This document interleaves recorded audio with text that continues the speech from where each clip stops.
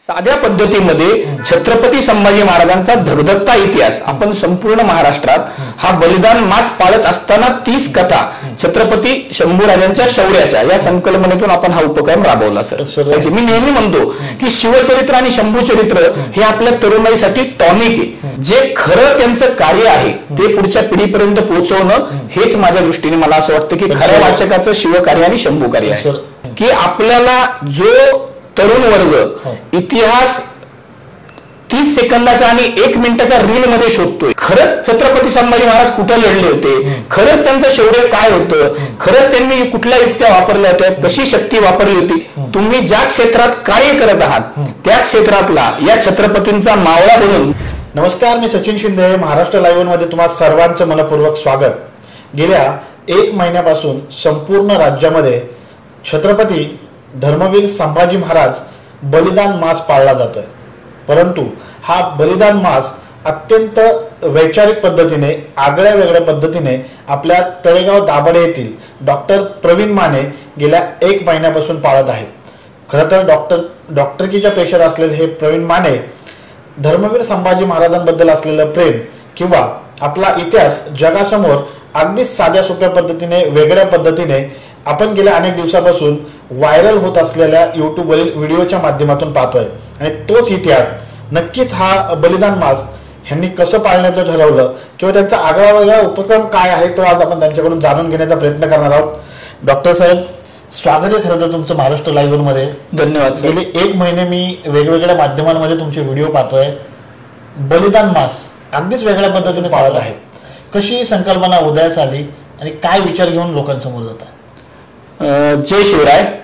सर्वप्रथम आपल्या सर्वांना माहितीच आहे की फाल्गुन शुद्ध प्रतिपदेपासून फाल्गुन वद्द अमावस्येपर्यंत सर्व शिवशंभू भक्त जे आहेत ते छत्रपती संभाजी महाराज बलिदान मास पाळत असतात.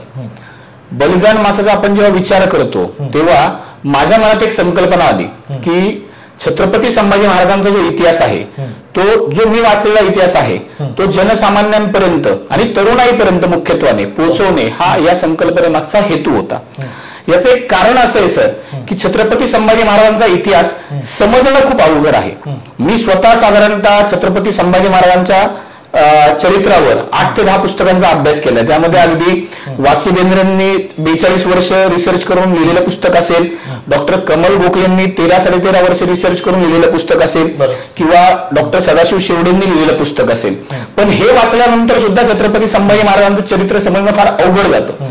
त्याचं कारण असं आहे की छत्रपती संभाजी महाराजांच्या काळात जेव्हा औरंगजेब स्वराज्यावर चालून आला होता तेव्हा खूप वेगवेगळ्या ठिकाणी वेगवेगळ्या लढायांवर आणि वेगवेगळ्या आघाड्यांवर छत्रपती संभाजी महाराजांना लढायला लागत होतं. आणि त्यावेळेची जर परिस्थिती आपण विचार केली तर जेव्हा सामान्य वाचक हा इतिहास वाचायला जातो तेव्हा तो थोडासा गोंधळतो आणि त्याला खरं शंभू चरित्र कळायला थोडंसं अवघड जातं. मग माझ्या मनात नेहमी संकल्पना होती की हे जे शंभू चरित्र आहे हे सेग्रिगेट करून जनसामान्यांपर्यंत किंवा लोकांपर्यंत आपल्याला पोहोचवायचंय.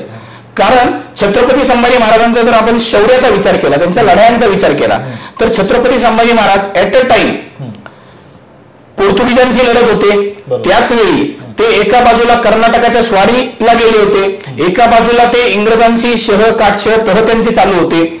जर मुघलांचा विचार केला तर पश्चिम महाराष्ट्राच्या उत्तर भागामध्ये मग तिकडे साल्हेर असेल, तिकडे रामशेर असेल, तिकडे मुघल आपल्यावर चालून येत होते तर काही ठिकाणी मराठे चढाई करत होते. दुसरा आपण जर विचार केला तर पश्चिम महाराष्ट्राच्या मध्य भागामध्ये पुणे सासवडकडे या लढाया चालू होत्या, पश्चिम महाराष्ट्राच्या दक्षिण भागामध्ये या लढाया चालू होत्या. त्याच काळात शहा आलम सुद्धा स्वराज्यावर चालून आला होता. असे भरपूर संग्राम आहेत सर की म्हणजे छत्रपती संभाजी महाराजांचा आपण बुरानपूरची स्वारी, फोंड्याची लढाई किंवा छत्रपती संभाजी महाराजांच्या आपण आयुष्याचा विचार केला तर जुळे बेटावर त्यांनी जी लढाई लढली होती ती लढाई असेल किंवा त्यांची जी कर्नाटकातली स्वारी होती आणि त्यांनी चिक्कदेवरायाला जेव्हा गुडघ्यावर बसण्याची वेळ आणली, हा जो भीमपराक्रम छत्रपती संभाजी महाराजांचा आहे तो छत्रपती शिवाजी महाराजांचं जेवढं शौर्य होतं त्याच तोडीचा त्याच धाटणीचा आहे. पण आज समाजामध्ये खूप लोकांना हे माहिती नाहीये आणि माझ्या या संकल्पनेचा तोच एक विचार होता सर की या ज्या छत्रपती संभाजी महाराजांच्या शौर्य कथा आहेत या तरुणाईपर्यंत आणि जनसामान्यांपर्यंत पोहोचवणं हा या संकल्पनेचा मूळ उद्देश होता. जे संभाजी महाराजांचा इतिहास असेल अनेक लोक मांडताना आपण पाहिले, पण मी जे व्हिडिओ तुमच्या गेल्या अनेक दिवसापासून पाहतोय, अत्यंत साधी सोपी भाषा आहे जी सर्वसामान्यांना समजेल, विद्यार्थ्यांना समजेल, महिलांना समजेल. हे सगळं करत असताना कसा व्याप होता, डॉक्टरी पेशा बघताय, एकीकडे वाचन बघताय, दुसरीकडे लोकांपर्यंत पोहोचेल, या सगळ्या गोष्टी एकत्रित करणं कसं होतं? नाही, इथं मी सांगेल सर की माझं असं वैयक्तिक मत आहे की जे कुठलं आध्यात्मिक अधिष्ठान आपण आपल्या आयुष्यात मानत असतो त्याबद्दल जेव्हा आपण एखादं काम करतो तर माझं मत असं आहे की ते काम आपण स्वतः करत नसतो, हे त्यांच्या मनात आलेलं आहे आणि त्यांनी मला निवडलं आहे हे शिवकार्य किंवा शंभू कार्य करून घेण्यासाठी. आणि हीच तर संकल्पना होती सर की मी जे 5-7 वर्षापूर्वी वाचलं होतं, मला माहित होतं की मी साध्या शब्दांमध्ये शंभू चरित्र मांडू शकतो. आणि ही मी जी तुम्हाला सगळी पुस्तकं सांगितली ही रिसर्च बेस्ड पुस्तकं आहेत, जी समकालीन साधनांचा आधार घेऊन लिहिलेली पुस्तकं आहेत, ती वाचण्यासाठी अतिशय जड आहेत.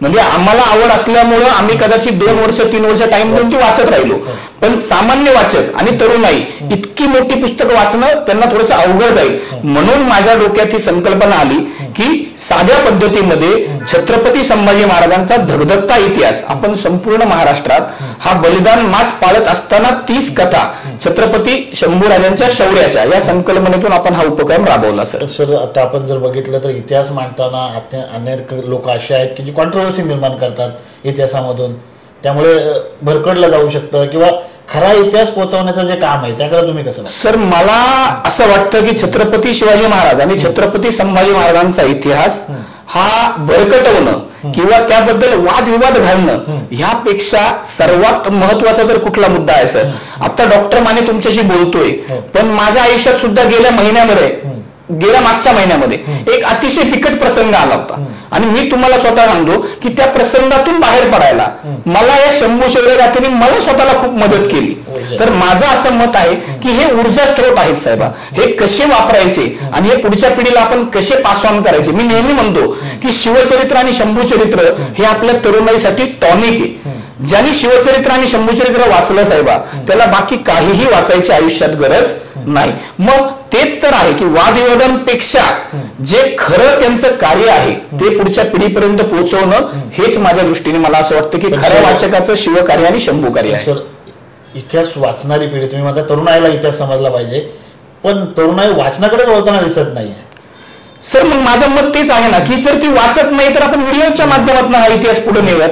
आपलं एकच काम आहे सर की आपल्याला जो तरुण वर्ग इतिहास 30 सेकंदाच्या आणि 1 मिनिटाच्या रील मध्ये शोधतोय तो आपल्याला 5 ते 10 मिनिटाच्या व्हिडिओ पर्यंत नेऊन ठेवावा लागेल, तरच तुम्हाला एवढं अचाट आणि अफाट साहस जे आहे आपल्या या दोन्ही छत्रपतींचं, तरच ते आपण तरुणाईपर्यंत पोहोचू शकतो. जसं की आपण पाहिलं छावा चित्रपट आला, अक्षरशः सगळीकडे म्हणजे छावा चित्रपटाची एवढी धामधूम झाली, खूप छान. मी पण एक व्हिडिओ केला होता की प्रत्येकाने तो चित्रपट पाहावा.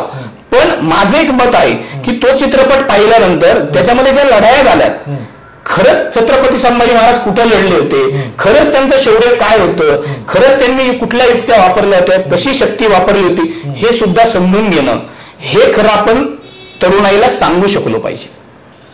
सर अगदी शेवटाकडे येताना आपल्या राज्यातील सर्व शिवभक्तांना जाता जाता तुम्ही काय संदेश द्याल?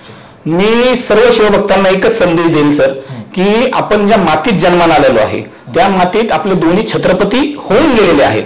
तर तुम्ही सर्वांनी एकच प्रण करा की छत्रपती शिवाजी महाराज, छत्रपती संभाजी महाराज जयंती, पुण्यतिथी हे ज्या पद्धतीने आपण सगळ्या गोष्टी आपण पाळतोय, साजऱ्या करतोय, त्या बरोबरीनेच तुम्ही ज्या क्षेत्रात कार्य करत आहात त्या क्षेत्रातला या छत्रपतींचा मावळा बनून मी आयुष्यभर काम करेल या एका ध्येयासाठी पछाडून तुम्ही तुमच्या क्षेत्रामध्ये कार्य करा, हा माझा तरुणाईला सल्ला राहील. तर हे होते डॉक्टर प्रवीण माने.